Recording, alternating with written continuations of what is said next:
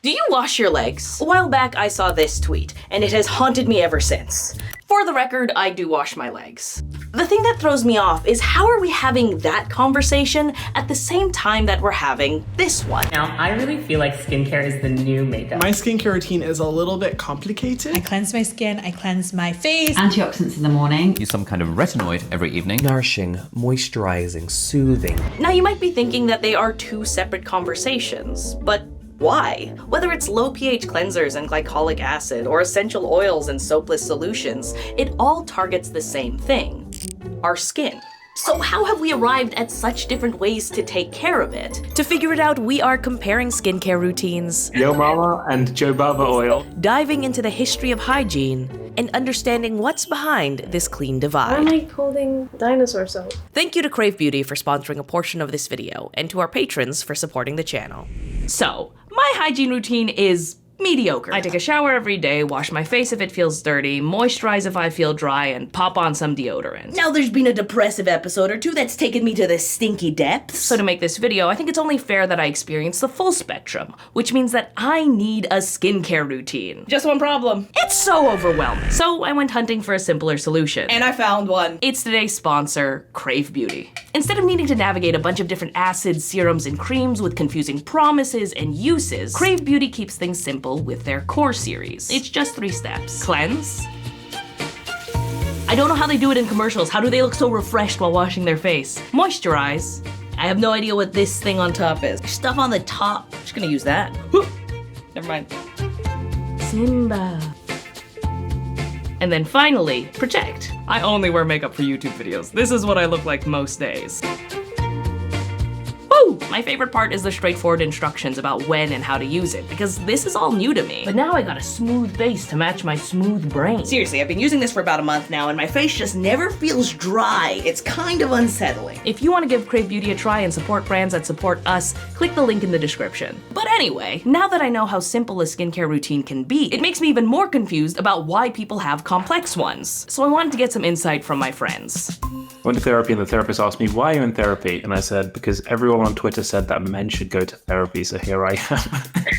I don't really feel like I'm in a great place with my skincare right now. I don't have a consumer education on skincare. I only have I went to the dermatologist and was like, what is wrong with me? No, I think I've actually kind of figured out the acne situation. I just want glowy, young looking skin. Because I think when you talk about acids and all these extra things that people add to their skincare routine, it's not because they want to be clean, it's because they want to look young. You don't want to know what I used to do. You will probably do everything. You probably do this. You want to be Body lotion? I use my Face Body Hands 3-in-1 cream for fresh, soft, and smooth skin with jojoba oil and vitamin E. Jojoba oil. Jojoba oil. It's Yo Mama and jojoba oil. So that was like a humbling conversation, right? On one end of the spectrum, we've got Taha, who only gets his skincare advice from a doctor. And then we've got Melissa, who has just evolved past skincare for hygiene, and now she's just trying to reverse time, I guess. So even though I shower every single day, I'm still not doing as much as those two. And that leaves me on the stinkier end of the spectrum. And I don't think that's fair. So I went to the pharmacy and I found that there were 16 aisles dedicated to personal hygiene and makeup, while there were only 5 aisles for over-the-counter medicine, Band-Aids, and vitamins. Now, there were 2 really interesting things about this. One, the labels. Medicine offered very explicit instructions of when to use it and when not to use it. Personal hygiene products mainly just offered these vague promises. The second interesting thing was that they were located so close to one another. On one shelf, there's a bunch of medicine, and then right next to it is specialty soap. I just think it's weird that there are so many more options for treatments for our skin compared to the rest of our body. We end up with so much uncertainty about the right thing to do, which leads to these massive variances in routine that make up the skincare spectrum. With all of these options, it kind of feels like the hygiene industry is encouraging people to make their own cure. But why would they do that? To answer that question, I started looking into the history of hygiene. I figured if we knew how the hygiene industry got to where it is today, we'd also get an idea of why it took this specific approach. To be honest, I bit off way more than I could chew with this question, so I got a bit of help. This has been such a fact of life for so much of human history that a lot of people just didn't really see a point in studying it. Something else that I ran into is this language barrier of skincare versus cosmetics. Together, I think we got it down into a manageable pulp. As usual, I needed to cut out a bunch of random stuff, like how gnarly King Louis XIV's skincare routine was, to why the West just refused to wash their butts with bidets for centuries. All a worthy sacrifice so that we could focus on our main question. Why does the modern hygiene industry give us so much freedom? The answer, or at least some of it, is a story told in 3 parts, starting with part 1. Water. In order to clean yourself, you need clean water, and for a lot of history, that was tough to come by. For the most part, only the wealthiest could afford the space and labor required to run a private bath.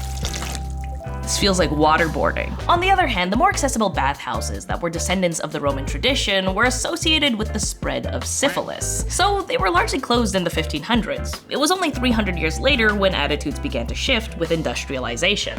A growing middle class was suddenly able to access and afford indoor plumbing. This changed hygiene expectations for themselves and for others. Stay? No? Please.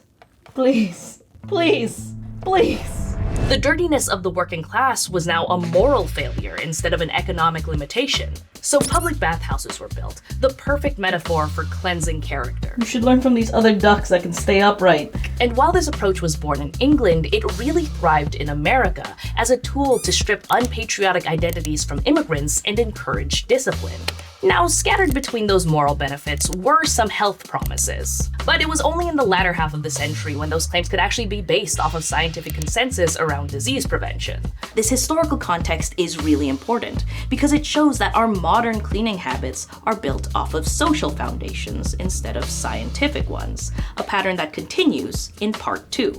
Soap. So an increased access to clean water led to an increased demand in personal hygiene. But the bar was so far on the ground that soap wasn't even a part of that idea in the beginning. Early bathing advocates even warned against its use except in extreme cases. But soap underwent a glow up in the first half of the 1800s with industrial machinery, engineered ingredients, and more precise chemistry. This took it from a harsh, expensive, all-in-one product to a collection of affordable household goods to meet all of your cleaning needs. As long as people wanted it. Like I said, the average person wasn't really washing themselves with soap. It was usually reserved for household cleaning or laundry. So what changed their minds? Marketing, baby! This is a chopstick and this is grapefruit juice. Do not demonetize me. Anyway, some context. Candles and soap use very similar ingredients, so many companies dabbled in both. However, with kerosene lamps and electricity on the rise in the mid to late 1800s, many realized that it was time to pivot, and few pivoted harder than William Procter and James Gamble's sons. Over the next century, P&G built and claimed the soap market alongside Colgate-Palmolive, Unilever, and Henkel. Here's how they did it. To illustrate, we're gonna use this kid's experiment kit I bought. I'm allowed to do it because I'm age 6+. So originally, soap was made in big bars that were cut in store. But in the late 1800s, we began to see individual bars. Gentle ivory soap in this handy personal size. They had clear branding with iconic catchphrases. It floats. Clean and creamy. They used marketing to define and advertise the benefits of soap, showing who used them and how much better their lives were because of it. They even targeted housewives through soap operas. Yes, the soap in soap operas is because of soap sponsorships. Keeping a soft complexion is as easy as washing your face. But they also did the more mundane, like distributing free samples. Take my soap! What is this? Why am I holding dinosaur soap? What does that smell? It smells like the soap in like school bathrooms. You're a hater. Wait. You don't deserve that. So, it was this culture of maximizing soap's presence in every part of domestic life that led to these overwhelming shelves. It wasn't scientific discovery. It wasn't even necessity. Stop! Now before you little stinkers convince yourself that all soap is pointless because it's just marketing, let's put on our thinking caps. Germs exist! So washing, especially your hands, is important for disease prevention. Does this mean that men's bathrooms are a public health crisis? Yes. Also, We live in a society. One that cares about body odor. So unless you got that built different genetic variant, wash your mitts. It's not a moral failing. We all get a little stinky sometimes, but be considerate. I'm talking to the engineering students. Now with all that being said, we might be taking this soap thing a little too far. Okay, when I said, with all of these options, it kind of feels like the hygiene industry is encouraging people to make their own cure. I was weirdly right. In 1894, Lifebuoy hit shelves as a health soap. Its antibacterial properties promised to save lives and defeat odor. Its success solidified a shift in soap messaging. Soap wasn't just aspirational anymore. It was preventative and mandatory if you cared about your personal and social well-being. Eventually, more antibacterial and health soaps began to appear. They blurred the line between drugs and cosmetics, actual medical concern and optional aesthetics. It's a confusion that the FDA is still dealing with today. Powerful medicine breaks up zit-breeding oil. And it's harmful, even if we put aside potentially dangerous ingredients and contributions to antibiotic resistance, because normal soap and antibacterial soap are just as effective as each other outside of healthcare settings. It's just the idea that hygiene products alone can solve all of the problems it's claimed over the years is whack. We now know that it's way more nuanced. It's not just hygiene, it's diet, environment, hormones, genetics, sun exposure, lifestyle, aging, and more. They all play a role, and this knowledge, alongside frustration with hygiene's historical messaging, has led to pushback, what I've been calling the stinkier side of the skincare spectrum. Because it does get a little stinky. So, now we know why the modern hygiene industry gives us so many options, but I still don't understand how we're navigating it in such different ways. Given the response to the tweet that started all of this, we're not all on the same page. Is there an objectively correct hygiene routine that we all need to follow? Or is there something else? I spent a lot of time coming up with an answer and ended up with the third and final part of our story. Satisfaction. When I was talking to Taha and Melissa about our hygiene routines, I remember being really surprised by how different we were. And I think that surprise made me focus on those differences instead of why they exist. Why do they do what they do? So let's ask them. Hello. I woke up not too long ago, which is why I'm doing my skincare routine on this call. This is perfect timing. Why do you do your skincare routine? My mom and my grandma have great skin, and it's because they took care of their skin. Here's the problem with skincare, right? Most things that I'm interested in. One, I don't have to then put on my body. Two, they never know if I'm being sold things or whether or not the thing in the product is actually good. So then I was like, all right, let me just ask the doctor. I had acne as a kid, and my parents made sure I knew that I had acne. Not in a condescending way, but in a, Melissa, here's some creams for you. Didn't want my face to be a spectacle, and acne made my face feel like a spectacle. You know, Sabrina, we have this job where we have to be perceived by millions of people. I looked into that shiny gold play button and I was like, damn, bro is ugly. Oh no! I do my skincare for my own confidence and comfort.